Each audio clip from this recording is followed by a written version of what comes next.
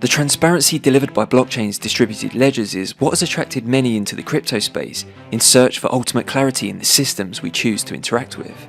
But despite this, whilst the system remains honest, the element of human interaction means the technology alone cannot prevent bad actors from using the blockchain to benefit at the expense of others. There is no easy solution for this. Choosing to operate in a decentralized environment poses many risks.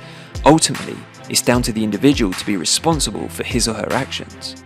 But in Cardano, there is something that takes place on an almost daily basis that I think sets us aside from other communities, delivering an additional layer of protection. The highly inquisitive and critical nature of our community that never seems to shy away from holding anyone operating in the ecosystem accountable is a highly underrated trait.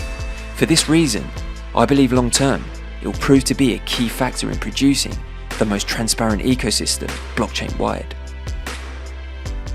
Welcome back for today's installment of Cardano Insights, where we track the all-important developments at the very pulse of Cardano and its ecosystem each weekday. So let's get straight into it. First up today, and with the Vasil hard fork only 2 weeks away, I thought we'd briefly check in on the status of SPOs, exchanges and the dApps in our ecosystem in terms of their Vasil readiness. Although we have a date confirmed, remember this was based on the fact that SPOs had already exceeded the 75% benchmark set and the current trajectory of exchange integration and dApps upgrading. While IOG and the Cardano Foundation have every confidence in this all coming together, we still need those indicators to be met, so let's take a look at how we're doing. Here, IOG are reporting 95% of mainnet blocks are now being produced on node version 1.35.3. If we take a quick look over at portal.io, we can see by epoch we're at 95% and 97% in the last hour. Still well on track to hit that 100% in advance of that all-important HFC event. In terms of the leading exchanges, here we can see Binance on the status nearly there, which is a big one. Upbit are still in progress along with Coinbase and HIT BTC. Only 4 of the top 12 remain on the status not started, but as mentioned previously, I'm sure the Foundation are breathing down their necks. We'll check in next week for further developments, but all in all, I think this is looking very promising. Finally, to the all-important dApps, MinSwap, SundaeSwap, MusiSwap, ADAX Pro and Via Finance all confirmed now in testing on the pre-production environment. Wingriders, LendingPond, AADA Finance, Meld, Revuto and Artano all confirmed to be Vasil ready. So with 2 weeks to go, it would seem everything is coming together nicely in the background. As always, we'll keep a close eye on developments and of course we'll be covering the big event itself right here on Cardano Insights. Now, I came across something a few days ago that I wanted to share with you as I think it provides a great example of transparency in the Cardano ecosystem, which at times is definitely lacking in the wider crypto space. What we're about to dive into not only demonstrates the quality of projects building on Cardano, but also, at this very early stage of the ecosystem taking shape, provides an insight to exactly what they're up against when comparing with the first mover dApps and marketplaces already well established in other smart contract ecosystems like Ethereum and Solana. But first, for some background, we've recently discussed the critical nature of the Cardano community and how, whilst at times it can cause a divide in opinion, it's a trait that's vital in keeping the entities currently responsible for Cardano open and honest.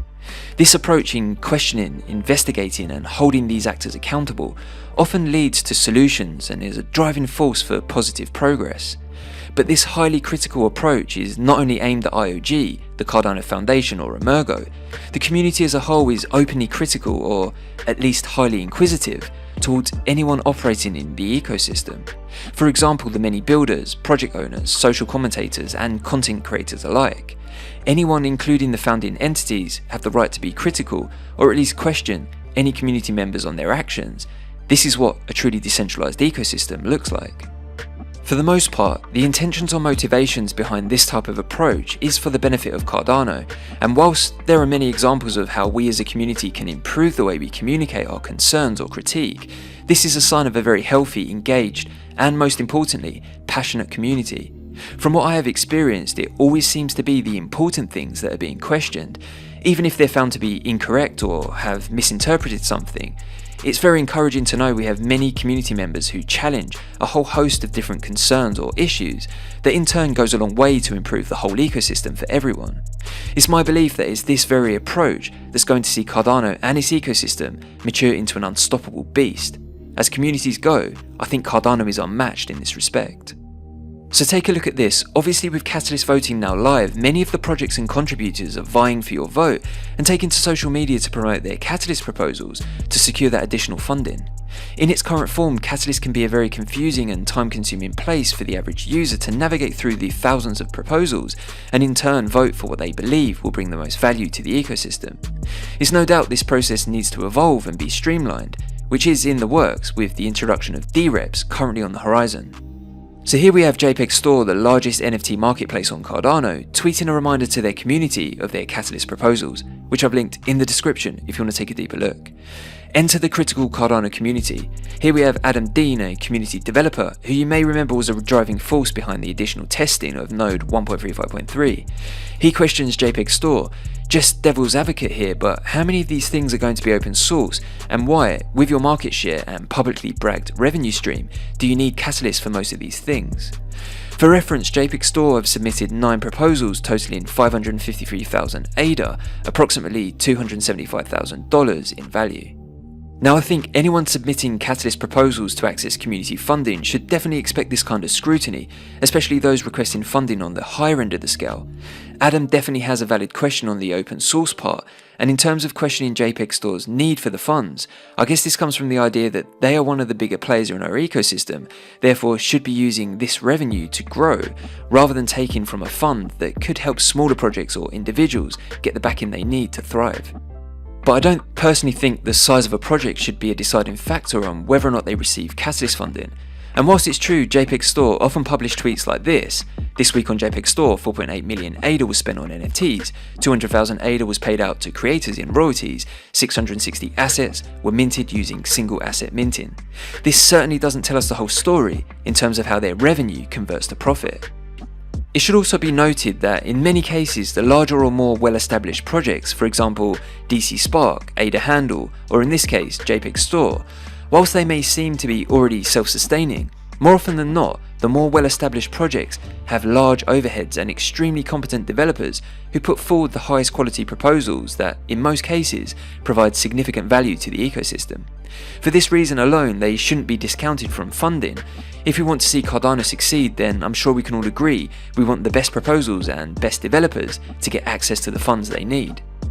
So where is this all going? Well, off the back of Adam's critical questioning, we got this brilliant video response from Blake Locke, the co-founder of JPG Store, that not only detailed exactly why the funding for their proposals is in fact much needed, but also provided a great insight into the mammoth task ahead that projects like JPG Store have in front of them if they are to compete in the wider crypto space and become the #1 marketplace across all blockchains. He first dispelled the myth that JPG Store is already hugely profitable, explaining they actually have less funding and far less resources when compared with their competitors. Currently, JPG Store has 30 employees. In comparison, Magic Eden on Solana, which he views as JPEG's closest competitor, has roughly 150 employees who only recently raised a $100 million seed round investment. This represents 100 times more funding than that of JPG Stores, who according to Blake have less than $1 million in their account.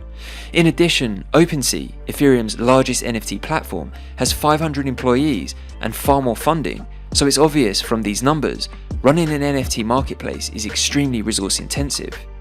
Blake further explained that although they have applied for Catalyst funding, they are too also exploring other avenues like VC funding and hope to close a deal soon up to the amount of $2 million, which when you compare with what Magic Eden have just secured, is only a fraction of this. When you consider numbers like this, it's clear that whilst JPG Store have grown significantly, they could do with all the help they can get to compete with the other chains and put Cardano, as far as NFT marketplaces are concerned, right at the top. What I thought was really great about Blake addressing the community like this was how transparent he was with the platform's numbers, which was extremely eye-opening in understanding what it's going to take to compete with the similar marketplaces on other chains. He explained currently JPG Store earn between 300,000 to 500,000 ADA per month in revenue, roughly $200,000. Employees' salaries alone is $200,000 per month. On top of that, they have server infrastructure, $80,000 per month, in addition to lawyer fees and other expenses, so currently the platform is actually losing money each month. It also should be noted that during this video, he also placed the spotlight on other great builders in the ecosystem that are also looking for funding through Catalyst. Blake made it perfectly clear his intention isn't to take funding away from open source developers who need it most. He took the opportunity to promote TX Pipe and Alessandro, urging everyone to vote for them above JPG Store for these reasons alone. In most cases, open source developers aren't earning any income at all and are building tools that the entire ecosystem uses, including that of JPG Store. One of the problems with Catalyst in its current form is that many people are applying for funding who are totally anonymous, unknown in the community, and this certainly presents an opportunity for bad actors to extract value from the fund with no real intention to deliver on the proposal. There is also the fact that in many cases, less competent developers receive funding, therefore, whilst the intentions may be good, this is likely to impact quality and can lead to failure to complete on what they originally set out to achieve. I guess supporting well-known projects who are already active and engaged in the community creates that element of trust that they will deliver on the proposals put forward. Now, this isn't an advertisement for JPG Store, and as Blake made it clear, there are far more proposals he himself would put ahead of their own. But Catalyst is a big fund with many categories and certainly has the resource to fund a whole host of different proposals, tools, solutions, project startups, in addition to assisting existing projects with their growth. After seeing Blake address the community like this, and the info he provided us, for me, has definitely gone a long way in opening my eyes to the fact that there is a real need for projects of all sizes to receive funding, especially when we look at the bigger picture in competing with dApps and marketplaces on other chains. Whether NFTs are your thing, they are clearly responsible for a huge amount of value in blockchain's ecosystems, and as I mentioned many times from an adoption perspective, are the first route into crypto for a large number of individuals. When seeing what JPG Store are up against, which I'm sure is the same for many other dApps and marketplaces building on Cardano, it's clear they can do with all the funding they can get. It's down to us as a community to take a proactive approach in seeing that Catalyst delivers not only a fair distribution of funding, but also prioritises the proposals that our ecosystem will get the most value from. So overall, I think this was yet another example of the Cardano community being highly critical, asking the tough questions that most importantly resulted in a display of transparency that's gone a long way in alleviating concerns and provided great clarity on a subject that's currently being placed under the spotlight with Fund 9 on the verge of being distributed. In my opinion, long may this approach continue. We should all proceed with an open but skeptical mind, remain critical, keep asking the tough questions, and with this approach, in turn, should see the most transparent ecosystem take shape as a result. Nice one Adam for being Cardano's #1 critic, and hats off to Blake at JPG Store for addressing the community in this way, which I thought was really impressive. I've linked Blake's video response in the description if you want to check it out, a very insightful watch. So that's it for today's installment of Cardano Insights, as we keep track of all the developments and continue to spread those positive Cardano vibes. If you found value in the content, then please be sure to comment, share, like, and subscribe to the channel. You guys really do continue to blow me away with all the support, and for this, I truly am grateful.